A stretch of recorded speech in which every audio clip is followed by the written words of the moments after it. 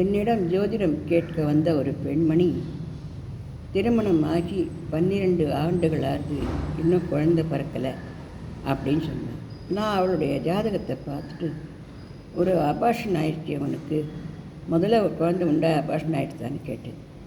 உடனே அவள் own அழுதுண்டு, abortion ஆகலை, நான் அபார்ட் பண்ணிட்டேன், ஏன்னா இவருக்கு வெளிநாட்டில் வேலை கிடச்சிட்டு கல்யாணம் ஆன புதுசு, அதனால நான் அவரோட போகிறதுக்கோசரம் நான் அதை அபார்ட் பண்ணிட்டேன், நான் கிளம்பி போயிட்டேன். இவர் என்னமோ குழந்தை பெற்றுண்டு இரு, நான் ஒரு வருஷம் கழிச்சு ஒன்று ஆக்ஷன் போகிறேன்னு தான் சொன்னேன், எனக்கு அதில் இஷ்டம் இல்லை அப்படின்னு சொல்லி அழுதா.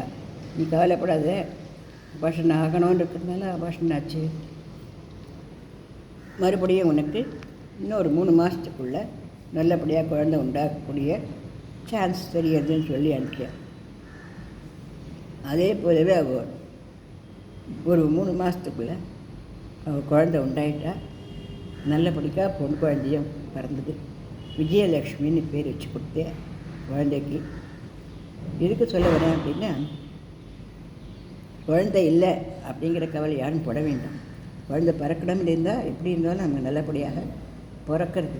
அதனால் மனசை சமாதானமாகவும் சந்தோஷமாகவுமே எல்லா சகோதர சகோதரிகளும் வச்சுக்கலாம்.